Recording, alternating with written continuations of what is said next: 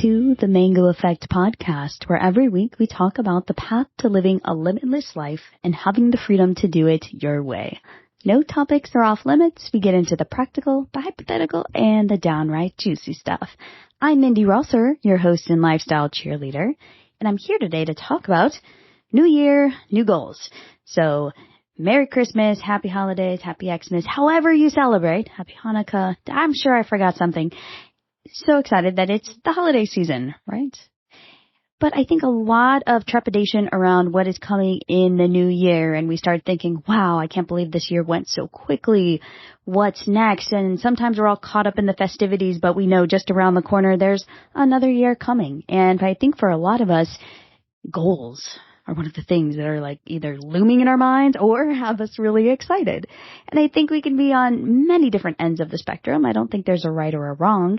I think it's just, okay, yeah, it's kind of that time of year again, isn't it? Whether we want to be thinking about it or not, everyone kind of thinks about goals at this point in time, right? And once we get over the hangovers, of course, the food hangovers and all the partying and the getting together with family, all of that beautiful stuff, it's like, okay, all right, we got to get our booties into gear for this next year. So what are you thinking about when you think about new year and new goals? Like, what is that looking like for you? Have you thought about it? I don't know about you, but I like to actually do a lot of planning around what I'm thinking about in the new year. And I actually start planning my year before in that last quarter. So if you do quarterly planning, so you have quarter 1, quarter 2, quarter 3, quarter 4, in Q4, I usually start thinking about my goals for the next year. And a lot of times I'm also analyzing the goals that I set a year ago, thereabouts, for the current year. And just saying, oh, you know what? This is still the same. This goal is still the same. I'm still on track. Or, wow, I can't believe that's what I thought I'd be accomplishing in a year. And sometimes I'm like pleasantly surprised that a goal that felt really, really hard actually turned out to be quite easy, and now it's just kind of a part of my flow.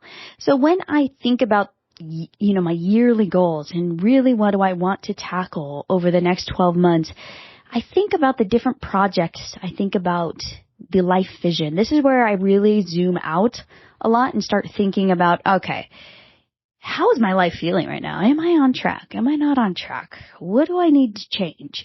What is working really, really well that I want to make sure I don't mess up? All of these different factors come into play when you're setting your goals. And sometimes we can get a little too tactical or a little too logical. And sometimes we forget to kind of tune into that intuitive side. Like, how are we feeling about these goals? I've set a lot of goals and I can technically achieve them. Like, logically, you're like, okay, I need to do X, Y, and Z, and then I'll achieve that goal. But sometimes along the way, an emotion comes up and we realize, you know what? I don't even think I care about that goal anymore. Or what I used to think was incredibly important is now kind of meaningless, or maybe it's a side benefit, but it's not the actual goal. So I think there's a balance between, setting logical goals and then also setting goals that are a little bit more intuitive and a little more touchy-feely, maybe not so concrete. And it's finding that balance there. And then it's also realizing when a goal is no longer needed and not feeling guilty about that. And that's something I struggled with. So to be frankly honest with you, something like that, this year I set a goal for my business. And I was going to switch my business model from a one-to-one, like done-for-you client services, to primarily doing group programs and launching and selling my membership. That didn't happen. I launched plenty. I launched a lot of times. I did a membership for most of the year. And I realized, you know what? That's still not my primary business model. And it's actually not the business model that I enjoy the most. Am I going to continue launching? Yeah, I will. For the foreseeable future, there will probably be more launches. So I've been waiting to get into one of my launches. I'm not stopping completely. I'm just saying that there was a really big mindset shift for me and going from, okay, I'm going to be this digital CEO. And you can actually listen to my episode about that and kind of compare and contrast if you want to go back in time. It's talking about being a digital CEO and building a business by your own design. So feel free to go look that up and listen to me then and compare it to now. And that's really where I thought I was headed. I was 100% sure, like, okay, I'm going this direction. And when I do something, I go all in. And so I think there's pros and cons to that. But when you go all in, you can actually figure out quicker if something is going to work for you or not. So in going all in on this big 2022 goal, I realized, you know what? I don't like this at all. Like, this is not my style. This is really not how I enjoy doing my days. At first I liked it, and then the novelty wore off, and that's when you know. When the novelty wears off and you're like, wow, this is kind of like push and play. I'm going to teach the same thing for the 50th time, and here we go. You know, when you realize that, sometimes it's fine.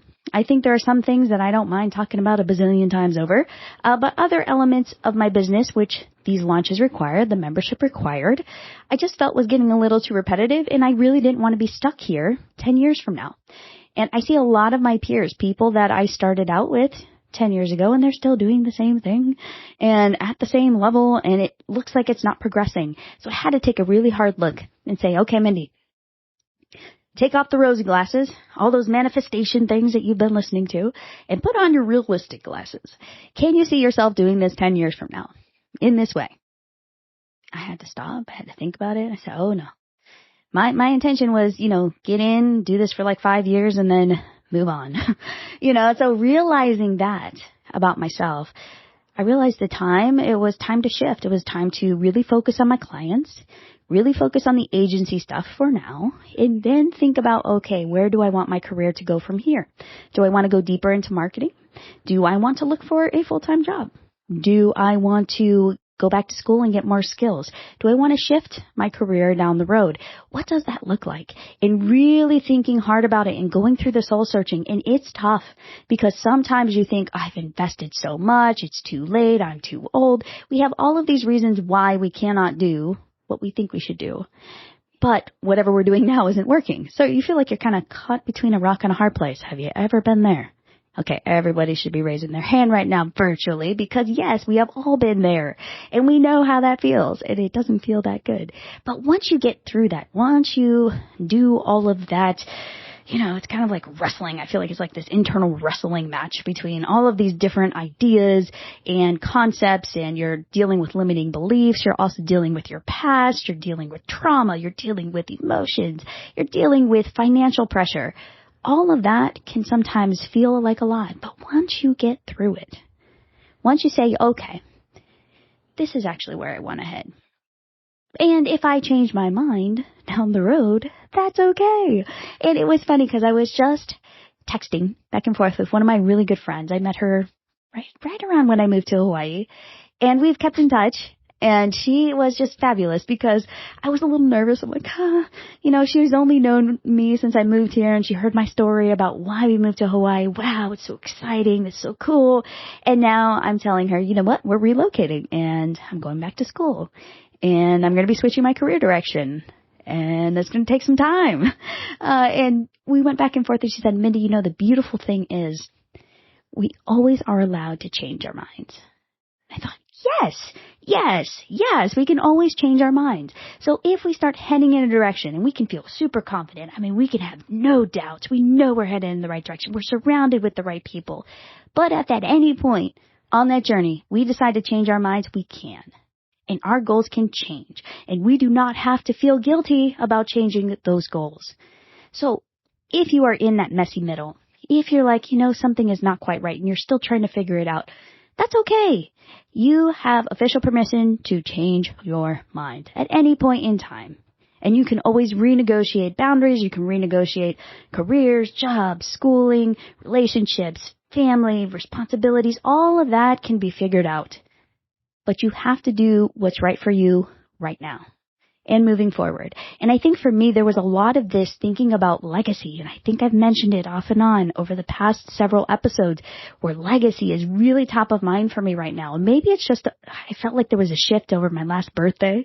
I started thinking about, okay, what about the future for my kids? Where do we actually want to geographically be? What am I leaving them? What have I taught them?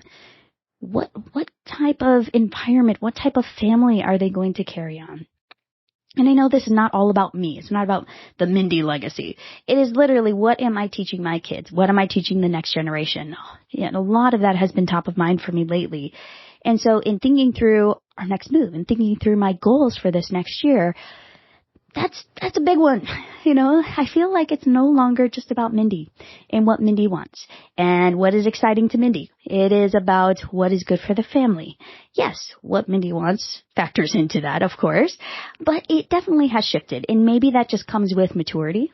And with years and age, it's kind of nice being in your mid-30s and not just feeling like the world revolves around you, or that if you make a wrong decision, your entire life trajectory is off course. It's like, I can have a second career. It's all good. I can be the auntie in the room, and that's great.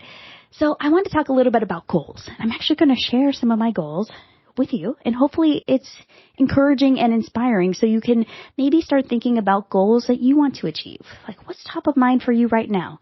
What do you want to shift? Is there a project you want to take on? Are you thinking about making a pivot or a change? Or are you really on a good path? You're like, Mindy, I just want to keep this momentum going because I'm in such a good place. I don't want to screw it up. Wherever you are on the goal spectrum. Maybe you don't want major goals. Maybe you're like, Mindy, I'm anti New Year's resolutions. Okay, I get that too. I'm not really big on resolutions, but I do like goals.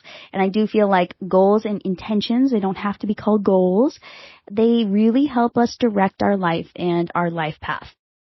So for me, goal number 1, as of now, is to successfully relocate to the Chicagoland area and integrate back into a Midwestern lifestyle, but also bringing with me the aloha and the Hawaiian spirit. So I think there's a lot that comes and a lot of emotions that have come up for me around moving.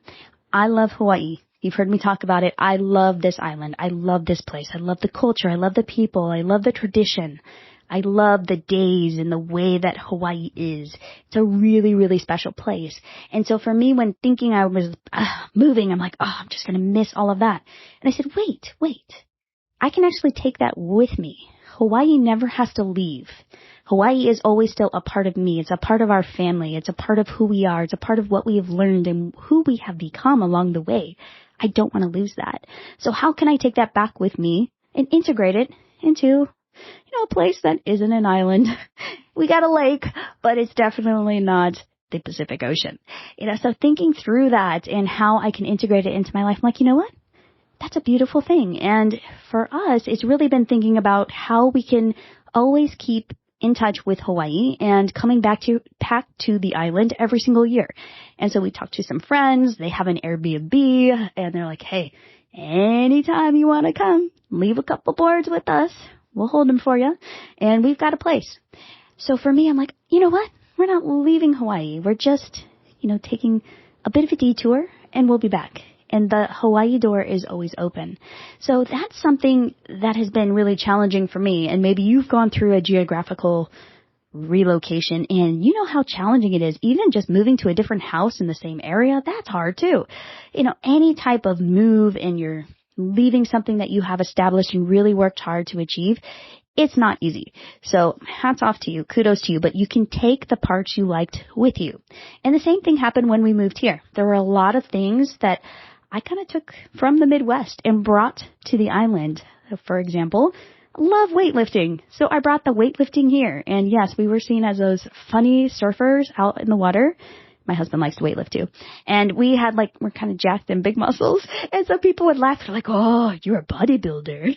And we just kind of chuckled and nodded oh, not exactly. But yeah, we like to lift weights. And so that's always been a part of me. And no matter where I go, I can take that with me. And the same with all of the things I've learned in Hawaii. I can take surfing with me. I'm already looking at the surf shop that's just about an hour and a half from our house, so not right down the street. And thinking about getting a 654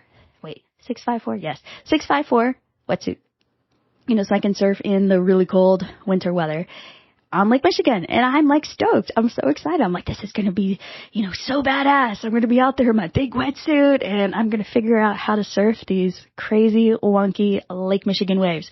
So I think there's so much that we can adapt to. And when we're resilient, when we see all of these as, opportunities, it's incredible how full our lives can be, no matter where we live. Because the mango effect is not about where you live. It is about the attitude that you bring to living life. All right, so my goal number 2 is to complete 1 to 2 semesters of classes towards my degree. So I'm in that funny place. Like, I got a degree from a seminary, so I have a Bachelor of Science degree, but it's from seminary that was not accredited. So I'm not exactly sure what that's going to look like when I go back to school. So I may have to kind of start all over again, test out of some things, all of that good stuff. So my goal is to just start that process. And if I can get through some summer classes, if I can get through some fall classes, I will be stoked. But I would love to, by the fall, have a full load and be ready to rock and roll in undergrad with all the teenagers and 20-somethings. So that should be really, really fun. Number 3, finances. And I'm going to talk a little bit more about this in the next episode. So don't worry, it's coming. But I want to talk about today, I'll just briefly touch about, I love investing. So it's really about investing. So this next year, we're kind of in making a move. There's a lot of money that goes into that move.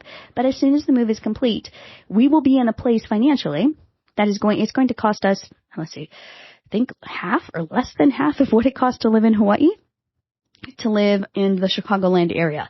So all of that extra funds, all the extra monies, we can actually start plugging into our IBC policy. So I'm really excited about that. And if you're not sure what an IBC policy is, Infinite Banking Concept. If you Google that, you will find a lot of great stuff about it. It is a fantastic way to invest for people like me who are not watching the stock market. I just want to put my money in somewhere and have it be safe. So for me, life insurance is fantastic. So that's also top of mind for me. It's okay, how can we build a really solid financial foundation and also I would love to have 12 to 18 months of emergency savings back in that IBC policy after the move and all of that good stuff. Number 4, it's to phase out all of my low leverage clients or offers by the end of 2023. So I work with a number of one-to-one clients. I have a lot of offers. I work with people on a variety of things. So really focusing on the high leverage ones and the clients I actually love working with because I have a number of them and I want to keep working with them until, school kind of takes precedence over the clients and the business stuff. So really thinking through my offers and making the most of my time because I'm going to be doing a lot more studying over the next several months. Number 5, continue the Mango Effect podcast. So I'm not going anywhere. I've had people say, oh, well, you're leaving. So does that mean the podcast is going away? No, this is the start of the podcast. This is the start of the journey. The podcast is not going anywhere. So I'm really excited I have ideas for where to take this next. So just stay tuned because we're going to have a lot of fun on the podcast. Number 6, surfing. Learn how to surf on Lake Michigan. And that means wintertime surfing. So also, along with that, I'm not a great swimmer. So we will actually be back at the gym I used to be at, 4 years ago. And they have actually 2 great pools. So we can actually start lap swimming. And my partner and I are okay, we're going to get into the swimming thing. We're going to figure it out because that will actually make us better surfers. And then when we do go on surf trips, come back to Hawaii, then we will be much more comfortable in the water. So that's a way for us to continue touching the water every day and then also learning how to surf. So get in that thick wetsuit. And my partner's really excited. He's going to get a Bing board. So if you're familiar with them, a Bing is like the cat's meow. So he's really excited about longboarding on Lake Michigan. So he told me if I get him a board, he'll go surf with me in the freezing cold. So here we go. I will keep you posted on how it goes. Number 7. Create an optimized health and fitness regimen that supports a very active lifestyle and aligns with college education. So I know I'm about to go into this transition that I have never been in before, where I'm going to be, a mom, a wife, business owner, and also a full-time student. And I have no idea how that's all going to shake out. I mean, I have, a little bit of an idea, but still, it's a little bit of an unknown. So really trying to figure out how do I fit in my health goals, really maintaining my diet, and then also what is my fitness regimen going to look like? Because it's going to be very different than what it is here, where I'm surfing every day, lifting weights multiple times per week. It's probably going to look a little bit different, especially like I mentioned, I want to learn how to surf on Lake Michigan. So that's going to take a little bit of time. And then also learning how to swim, which kind of fits into that as well. And then really beefing up my weights. I'm really excited about lifting heavy things again because it's been a while. Kind of backed off on the weights lately and I'm excited to get jacked. Okay. All right. Number 8, work on my personal development to evolve as a human. This is something I'm always working on and it usually makes it onto my annual goals list in some way, shape, or form every single year. But this year it's really about, okay, how do I shift into like a learner's mindset? I'm going to be a student.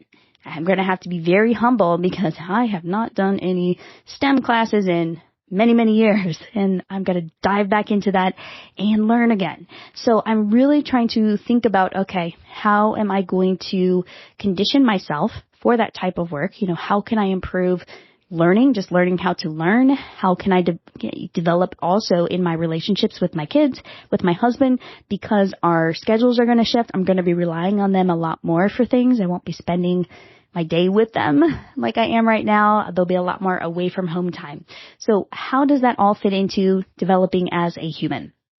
And then last but not least, deciding what my partner's next step is going to be for work, income, and what that's going to look like. Because back in the Midwest, he has a lot of resources. He's got a great network. He could actually go back to work full time and be very, very well compensated because of the relationships he developed there. So it's kind of looking at that and saying, okay, Mindy's going back to school.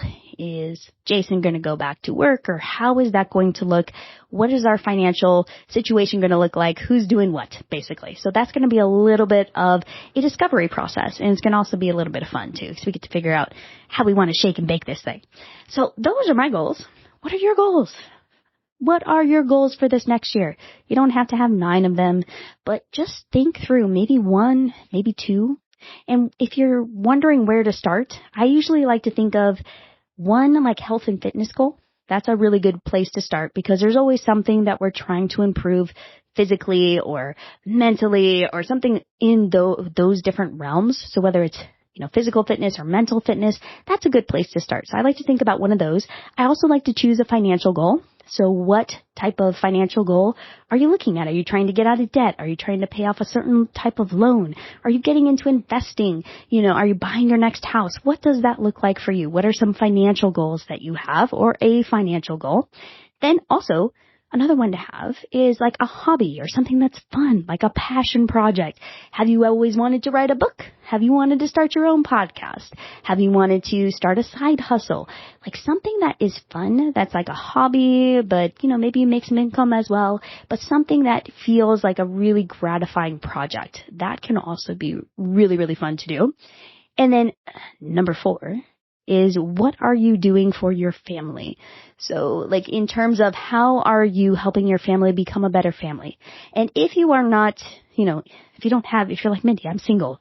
Like, okay, well, you have somebody that you're related to in your family, and how are you building and cultivating those relationships? And maybe you aren't close to your family. Maybe it's a friendship, or maybe it's multiple friendships, and maybe that is your social circle, but really thinking through who the people are in your life that matter to you, and is there, something that you would like to develop or cultivate? Do you want to go deeper with them? Do you want more friends?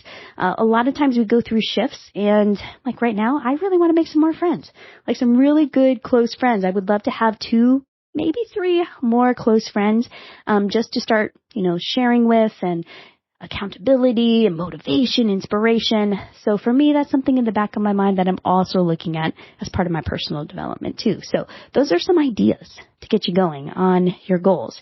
So, okay, set one goal for this next year. That is my challenge to you. And if you're feeling really inspired, set 2 or 3.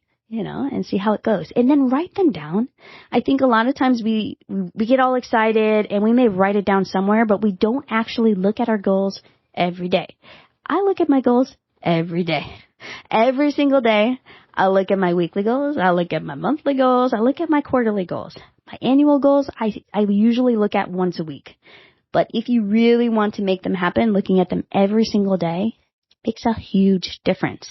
And if you set annual goals also, what makes it so much easier when you're setting your weekly goals, your quarterlies or monthlies, however you like to do goal setting, you can kind of break them down. So for example, in my case, let's talk about one goal and just kind of breaking it down. I'm relocating to the Northwest Indiana, Chicagoland area. And so my goal for this first quarter of the year will be to simply, get my driver's license, file tax exemptions for the house, get the kids in school, figure out our schedule. So, it's like all of that kind of stuff. But then over time, integrating into the lifestyle is going to look a little bit different. Maybe we're starting to surf a little bit more. Maybe we're exploring. Maybe we're doing other things. So each quarter, you're almost thinking of a goal per quarter for your annual goals. And then at the end of the year, you're like, oh, all right. That was cool. Like I actually hit that annual goal because I kind of broke it down into a few chunks throughout the year. So just kind of think about that when you're setting your annual goals, like, okay, kind of backing them up and figuring out how can you set like one kind of sub goal for that annual goal for each quarter. And then if you need to break it down further, having some monthly or weekly goals for that too, that kind of map to that annual goal. So hopefully this is inspiring for this week because you are going to have an awesome year. This next year is going to be fabulous, and you get to choose what you're going to do, especially from now. Like you're listening to this, it's the holidays, it's Christmas, and you have from now to, you have a whole week. I guess it's like 7 days. Yeah, 7 days to actually start thinking about your goals and what you want to do. So spend some extra time setting aside time to actually reflect and kind of think and visualize. And if you like to journal or write or talk to a friend, like figure out what these goals are going to be for you as you move into the next year. And if you do feel like sharing it, you know where to find me. I'm on Instagram at Mango Effect Podcast, or you can also message me on the TikTok at Mango Effect Podcast. And Michaela, my daughter, manages that, so she will ping me and let me know that you messaged over there. But tell me your goals. Like, what are you struggling with? Like, do you want to share a goal? Maybe you have a health and fitness goal you're excited about. Or maybe you are thinking about relationships and family or financial stuff. Like, I would love to hear what is top of mind for you as you move into the new year. All right, that's it for this week. If you like what you hear, please subscribe to the Mango Effect Podcast wherever you listen to podcasts so you don't miss an episode. And if you want to write a 5-star review for the show, if you love it, I would be delighted. So feel free to do so. We're still kind of a new show, so any reviews and subscribes we get will definitely help us as we continue to grow over this next year. All right, I will talk to you in the new year. Happy New Year.